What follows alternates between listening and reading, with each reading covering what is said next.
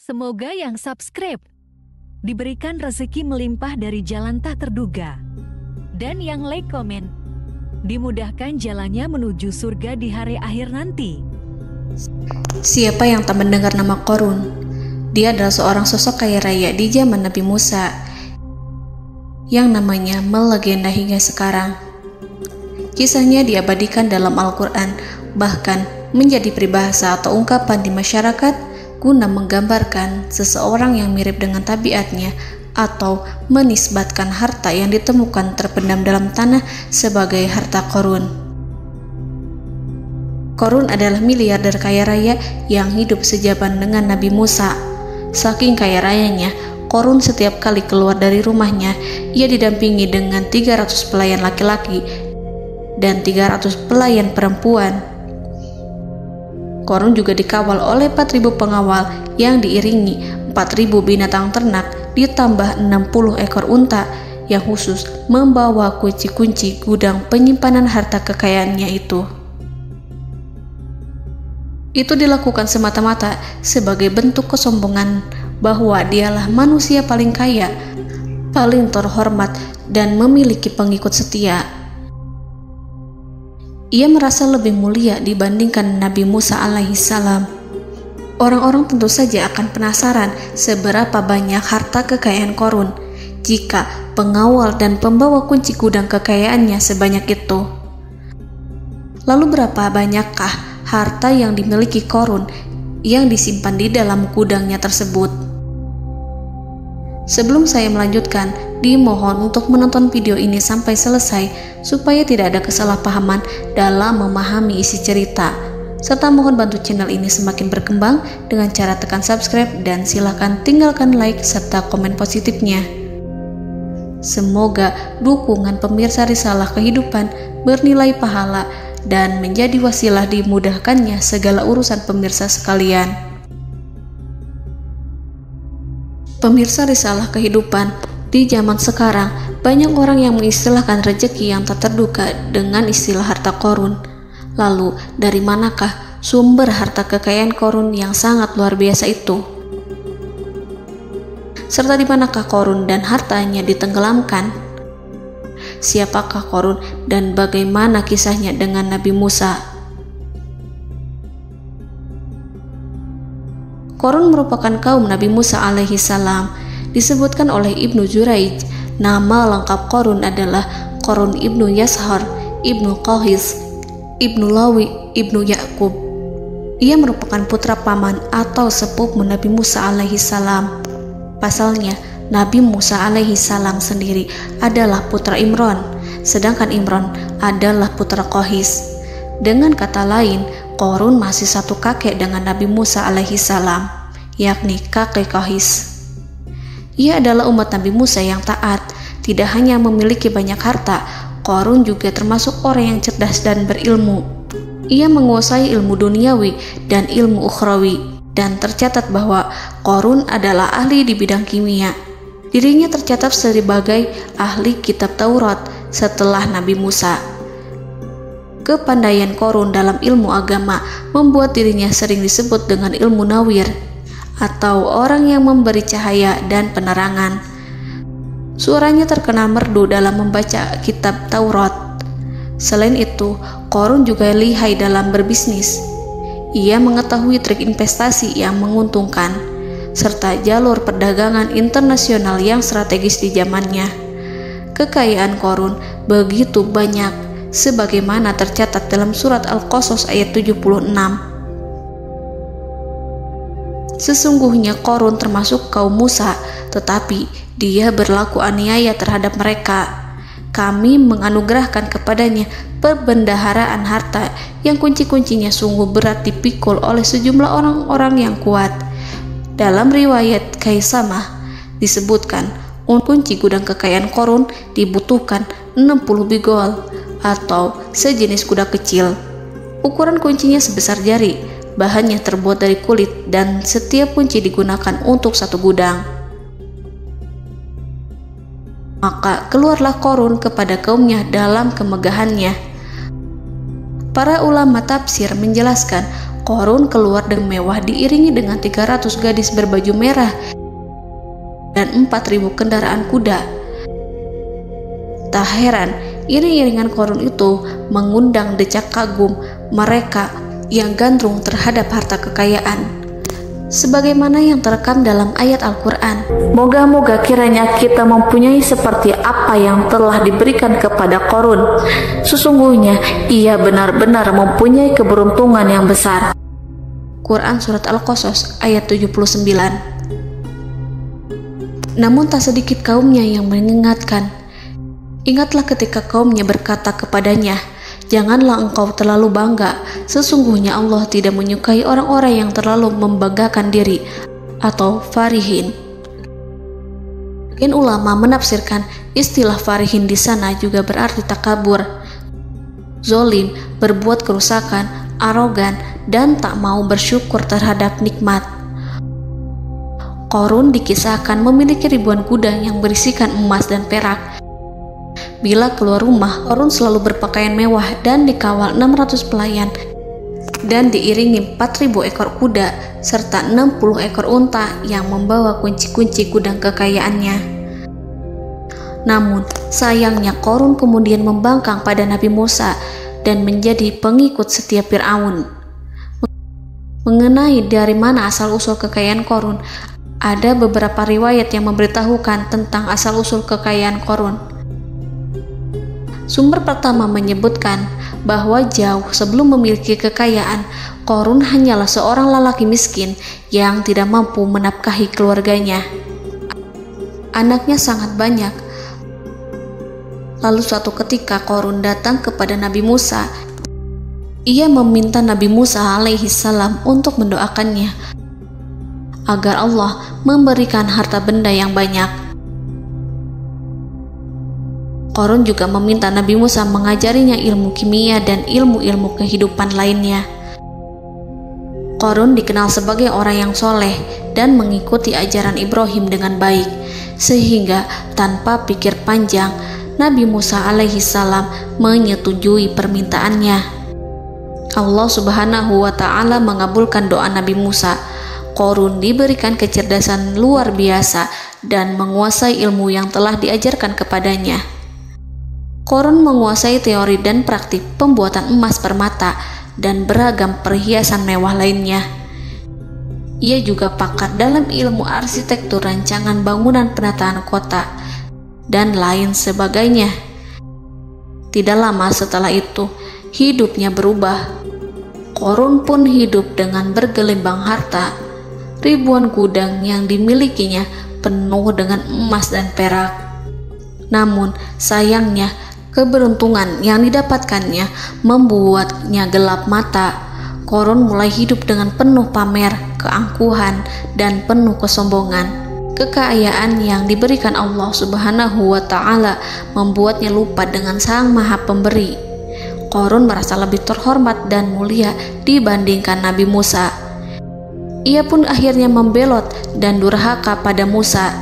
Ia mengingkari janji-janjinya dulu dan beralih menjadi pengikut Fir'aun yang setia.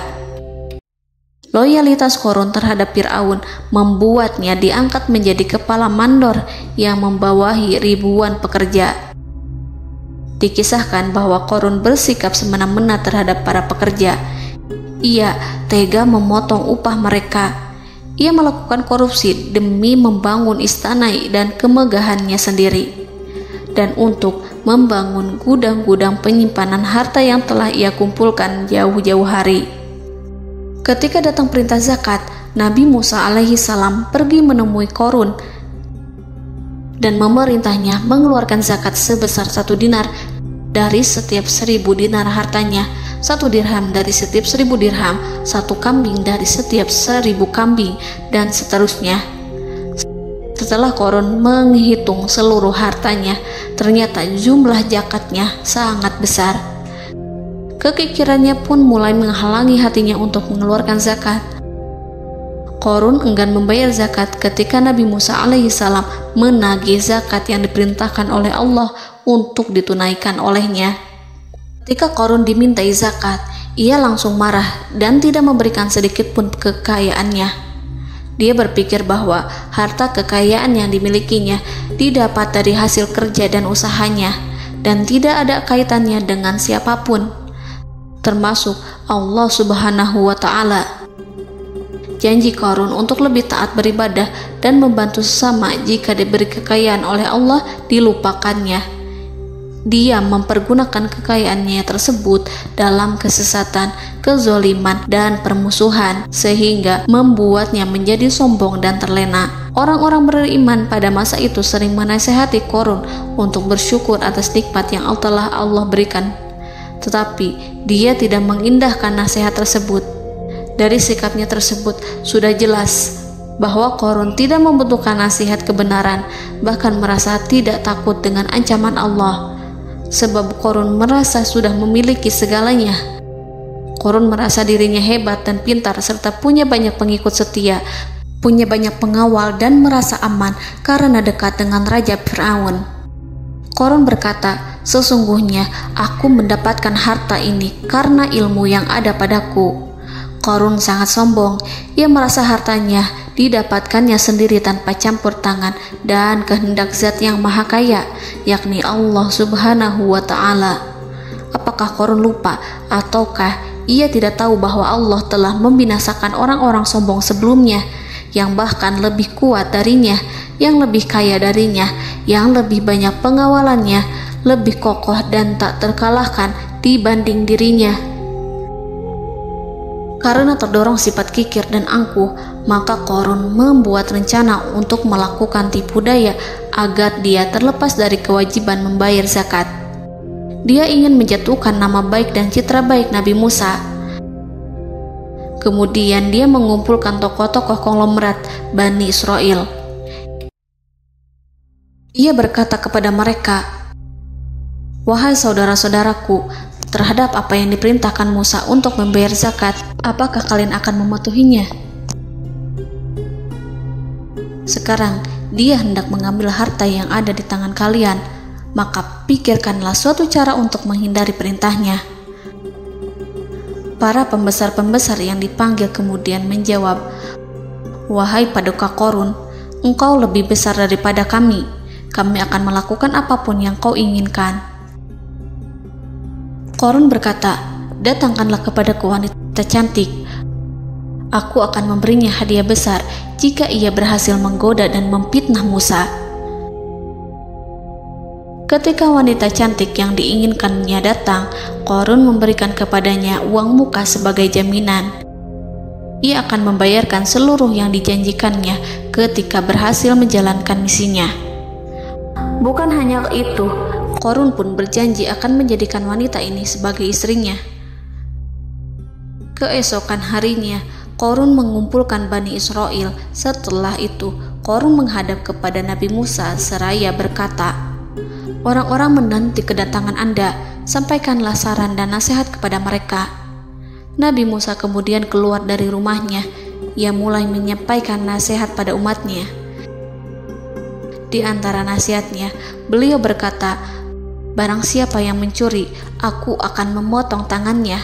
Barang siapa yang memfitnah, aku akan mencambuknya sebanyak 70 kali. Barang siapa yang tidak mempunyai istri dan dia berbuat zina, maka aku akan mencambuknya sebanyak 70 kali. Adapun barang siapa yang memiliki istri dan ia berbuat zina, aku akan rajam dia sampai mati." Qarun kemudian berkata, "Apakah ini juga berlaku untuk Anda jika Anda sendiri yang berbuat zina? Apakah Anda akan menerima hukumannya?" Kemudian Nabi Musa menjawab, "Ya, meskipun saya sendiri yang melakukannya." Maka kemudian Qarun memanggil wanita yang telah dibayarnya. Wanita itu berdiri di depan Nabi Musa dan Bani Israel yang telah berkumpul, mengaku sedang hamil karena berhubungan badan dengan Nabi Musa.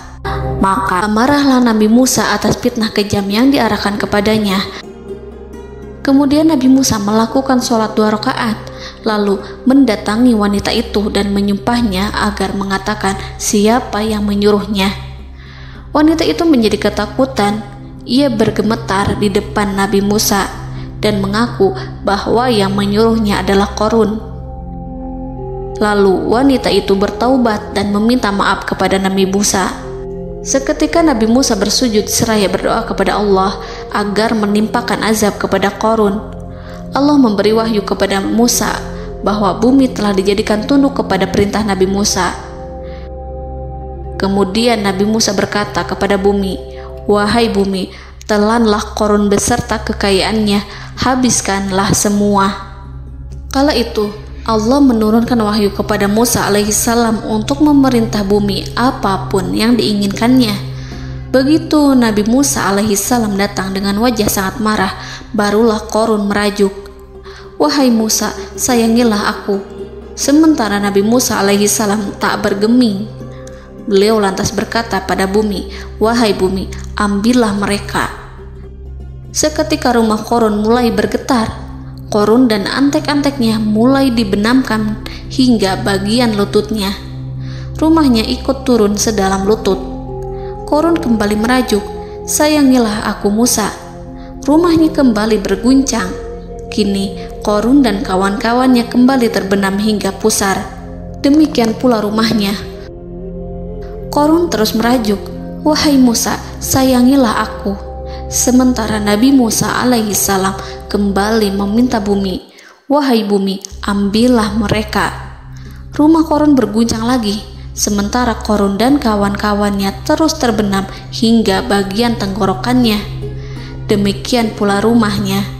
Qarun lagi-lagi menjerit, "Wahai Musa, sayangilah aku." Namun Nabi Musa alaihissalam tak bergeming. Beliau terus meminta bumi menelannya hingga akhirnya Qarun dan kawan-kawannya hilang seluruhnya ditelan bumi. Tak lama setelah itu Allah berkata, "Wahai Musa, apa yang membuatmu bersikap demikian? Padahal demi kemuliaanku, andai dia Qarun berdoa kepadaku, niscaya aku akan rahmati. Maka kami benamkan dia beserta rumahnya ke dalam bumi, maka tidak ada baginya satu golongan pun yang akan menolongnya selain Allah, dan dia tidak termasuk orang-orang yang dapat membela diri." Quran Surat Al-Qasas ayat 81. Lalu di manakah lokasi ditenggelamkannya Qarun beserta harta bendanya? Konon berdasarkan kepercayaan beberapa masyarakat setempat, Qarun ditenggelamkan di sekitar sungai atau danau Moris yang terkenal di kota Payom, negara Mesir. Qarun konon mendirikan istana dan di tempat itu pula ia ditenggelamkan. Dahulu, Qarun berkeinginan membangun sebuah istana, namun tidak diizinkan oleh Fir'aun jika istana itu dibangun di samping istana Fir'aun. Terlebih, Qarun juga tidak ingin membangun istana di tengah pemukiman Bani Israel yang terletak di tanah Jasan. Fir'aun pun memberikan tanah di wilayah Fayom.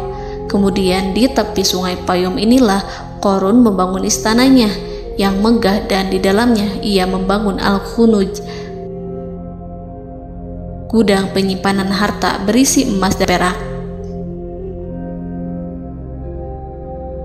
Salah satu bukti arkeologis yang dapat dijumpai di lokasi tersebut adalah runtuhan bangunan yang diduga sebagai tempat tinggal Qarun yang berjarak sekitar 2 km dari Danau Qarun.